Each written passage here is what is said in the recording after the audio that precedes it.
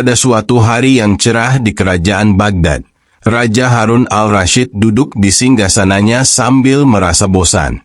Ia telah mencoba berbagai hiburan, pertunjukan musik, tarian, bahkan permainan catur dengan penasihatnya. Namun, tak satu pun yang mampu mengusir rasa jenuh dari hatinya. Dalam kebosanannya, Raja teringat pada sosok yang selalu berhasil membuatnya tertawa sekaligus berpikir, yaitu Abu Nawas. "Panggil Abu Nawas ke hadapanku," titah Raja dengan suara lantang. Tak butuh waktu lama, para prajurit segera mendatangi rumah Abu Nawas dan menyampaikan perintah Raja. Abu Nawas yang cerdik sudah terbiasa dengan undangan mendadak semacam ini. Dengan wajah tenang dan senyuman kecil di sudut bibirnya, ia mengikuti prajurit menuju istana. Sesampainya di hadapan Raja, Abu Nawas membungkukkan badan penuh hormat. "Apa yang bisa hamba lakukan untuk menghibur Baginda hari ini?" tanya Abu Nawas dengan nada santai namun sopan. Raja Harun al-Rashid menatap Abu Nawas dengan mata yang berkilat-kilat. "Abu Nawas, aku bosan dengan hiburan biasa. Kali ini aku ingin kau melakukan sesuatu yang luar biasa. Aku ingin kau mendatangkan seekor naga ke hadapanku," kata Raja dengan nada menantang. Abu Nawas terdiam sejenak. "Naga? Itu bukan permintaan biasa." Tapi, seperti biasa, ia tahu Raja ingin melihat bagaimana ia mengatasi tantangan ini. "Baiklah, Baginda.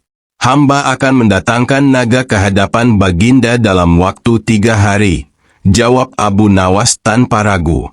Raja tertawa terbahak-bahak. 3 hari? Baiklah, Abu Nawas. Jika kau berhasil, aku akan memberimu hadiah emas seberat tubuhmu. Tetapi jika kau gagal, kau akan dikurung di penjara kerajaan." Abu Nawas hanya tersenyum dan mengangguk sebelum meninggalkan istana. Di dalam hatinya, ia sudah merencanakan sesuatu. Hari pertama, persiapan cerdik. Sesampainya di rumah, Abu Nawas mulai memikirkan rencananya. Ia tahu tidak ada naga di dunia ini. Tetapi ia juga tahu bahwa Raja tidak benar-benar menginginkan naga. Raja hanya ingin melihat bagaimana ia menghadapi tantangan tersebut. Abu Nawas pergi ke pasar dan membeli kain besar berwarna merah dan emas, beberapa lilin besar, serta asap kemenyan. Ia juga mengajak beberapa anak muda dari desa untuk membantunya. "Kalian akan membantu saya mendatangkan naga untuk Baginda Raja," kata Abu Nawas dengan senyuman penuh misteri. Anak-anak muda itu kebingungan tetapi mereka tahu Abu Nawas selalu punya rencana cerdik. Hari kedua, rencana terungkap. Abu Nawas melatih anak-anak muda itu untuk menggerakkan kain besar tersebut seperti seekor naga yang meliuk-liuk. Lilin besar digunakan untuk menciptakan efek api, dan kemenyan akan menghasilkan asap tebal yang menambah kesan mistis. Ingat, jangan ada yang tertawa atau berbicara saat kita tampil di hadapan Raja. Naga ini harus terlihat nyata dan menakutkan, pesan Abu Nawas. Anak-anak muda itu mengangguk serius. Mereka tahu ini bukan sekadar lelucon biasa. Hari ketiga, pertunjukan sang naga. Hari yang dinantikan pun tiba. Abu Nawas dan timnya tiba di istana dengan membawa naga, mereka yang tertutup kain. Raja Harun al-Rashid duduk di singgasana dengan mata penuh rasa ingin tahu. "Baiklah, Abu Nawas, di mana nagamu?" tanya Raja dengan senyum mengejek. Abu Nawas membungkuk hormat. "Baginda, harap bersiap. Naga ini sangat besar dan kuat. Mohon semua orang menjaga jarak," katanya dengan serius. Lampu-lampu istana diredupkan. Abu Nawas memberi isyarat, dan tiba-tiba kain besar itu mulai bergerak meliuk-liuk seperti naga yang bangun dari tidur panjangnya. Lilin-lilin besar dinyalakan, menciptakan ilusi api yang keluar dari mulut naga. Asap kemenyan memenuhi ruangan, menambah suasana mistis. Para pengawal dan tamu istana mundur ketakutan. Bahkan raja sendiri terperanjat di singgasananya. "Apa? Itu benar-benar naga," gumam raja. Abu Nawas tetap tenang. "Baginda, ini adalah naga yang hamba datangkan sesuai permintaan Baginda. Naga ini jinak selama tidak ada yang mencoba mengganggunya," katanya. Raja yang mulai merasa takut akhirnya berteriak, "Cepat! Kembalikan naga ini ke tempat asalnya."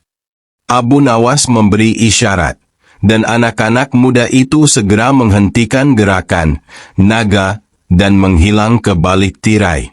Asap mulai menghilang, dan suasana istana kembali normal. Raja Harun al-Rashid menatap Abu Nawas dengan mata penuh kekaguman dan tawa. "Abu Nawas, kau memang cerdik. Aku tahu tidak mungkin ada naga di dunia ini, tapi kau berhasil membuatku percaya walau hanya sesaat. Sesuai janjiku, kau akan mendapatkan emas seberat tubuhmu." Abu Nawas membungkuk hormat dengan senyuman lebar. "Terima kasih, Baginda. Hamba hanya berusaha memenuhi permintaan Baginda dengan cara terbaik yang hamba bisa." Akhir yang bijaksana. Setelah menerima hadiahnya, Abu Nawas membagikan sebagian besar emas tersebut kepada anak-anak muda yang membantunya dan kepada orang-orang miskin di desa. Ia tahu bahwa kecerdikannya bukan hanya untuk dirinya sendiri, tetapi juga untuk membantu sesama. Raja Harun al-Rashid pun semakin kagum dengan kebijaksanaan Abu Nawas. "Abu Nawas, kau bukan hanya cerdik, tetapi juga berhati mulia. Semoga Allah memberkahi hidupmu," kata raja. Abu Nawas tersenyum. "Baginda, hidup ini seperti naga tadi. Kadang menakutkan, kadang penuh keajaiban. Yang penting, kita tahu bagaimana menghadapinya dengan akal dan hati yang bijak." Dan sejak hari itu, Abu Nawas tetap menjadi sosok yang tak hanya menghibur raja, tetapi juga memberikan pelajaran berharga tentang kecerdikan dan kebijaksanaan dalam menghadapi tantangan hidup. Pada suatu hari di kerajaan Baghdad, hiduplah seorang menteri yang terkenal sombong dan suka menindas rakyat kecil. Menteri ini merasa dirinya paling berkuasa setelah sang khalifah dan seringkali memanfaatkan posisinya untuk menekan rakyat demi kepentingan pribadinya. Suatu hari, menteri ini memutuskan untuk membangun sebuah villa mewah di sebuah desa kecil yang subur. Sayangnya, villa itu akan dibangun di atas tanah yang menjadi sumber kehidupan para petani. Warga desa pun panik. Mereka tahu jika tanah itu diambil, mereka akan kehilangan mata pencaharian. Namun, siapa yang berani melawan menteri? Semua orang takut, kecuali satu orang, Abu Nawas. Abu Nawas yang terkenal dengan kelicikan dan kecerdasannya mendengar keluhan para warga. Ia pun memutuskan untuk membantu, tentu saja dengan caranya yang kocak dan penuh akal. Hari pertama, rencana Abu Nawas. Abu Nawas mendatangi rumah menteri dengan berpakaian compang-camping, membawa sekeranjang tanah dari desa. Ia mengetuk pintu rumah menteri dengan santai. Menteri keluar dengan wajah angkuh. "Apa yang kau mau, pengemis tua?" Abu Nawas tersenyum lebar. "Hamba membawa hadiah istimewa untuk Tuan Menteri. Ini tanah dari desa yang akan Tuan bangun villa. Tanah ini punya keajaiban. Jika Tuan menaburkan tanah ini di sekitar rumah, Tuan akan menjadi semakin kaya dan berkuasa." Menteri yang serakah langsung tertarik. Tanpa berpikir panjang, ia membeli sekeranjang tanah itu dengan harga mahal. Abu Nawas pun pulang dengan senyum lebar. Hari kedua, keajaiban tanah ajaib. Keesokan harinya, menteri menaburkan tanah itu di sekitar rumahnya. Tapi, alih-alih merasa lebih kaya atau berkuasa, ia malah merasa gatal-gatal di sekujur tubuh. Ternyata, Tanah itu bercampur dengan tanaman gatal dari desa. Menteri marah besar dan memerintahkan pengawalnya untuk mencari Abu Nawas. Tapi Abu Nawas sudah punya rencana. Saat ditemukan, Abu Nawas berkata, "Oh, Tuan Menteri, hamba lupa memberitahu.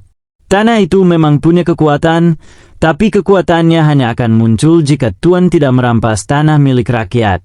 Kalau Tuan terus melakukannya, tanah itu akan membuat Tuan gatal terus, bahkan mungkin bisa membuat Tuan berubah menjadi pohon." Menteri yang ketakutan setengah mati, mulai percaya bahwa tanah itu benar-benar punya kutukan. Namun, karena egonya, ia belum menyerah. Hari ketiga, Abu Nawas menghadap Khalifah.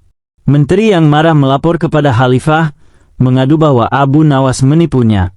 Namun, Abu Nawas sudah mempersiapkan segalanya. Di hadapan Khalifah, Abu Nawas berkata, "Wahai Khalifah, hamba hanya menunjukkan bahwa tanah rakyat adalah harta yang harus dihormati. Jika Tuan Menteri merasa terganggu oleh tanah itu, bayangkan bagaimana penderitaan rakyat saat tanah mereka diambil." Khalifah yang bijaksana langsung memahami maksud Abu Nawas. Ia tertawa terbahak-bahak dan berkata, "Abu Nawas benar. Jika tanah bisa membuatmu gatal, bayangkan bagaimana hatimu jika mengambil tanah rakyat secara paksa." Menteri hanya bisa terdiam, mukanya merah padam menahan malu.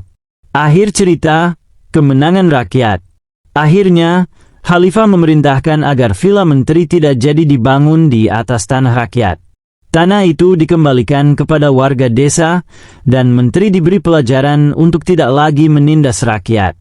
Sementara itu, Abu Nawas pulang ke desanya sebagai pahlawan, dengan kisah kelicikannya yang melegenda di seluruh Baghdad. Warga desa merayakan kemenangan mereka dengan pesta kecil-kecilan, dan Abu Nawas, ia tertawa puas, menikmati hasil usilnya sambil berkata, "Kadang, untuk melawan kekuasaan, kita hanya butuh akal sehat dan sedikit kelicikan."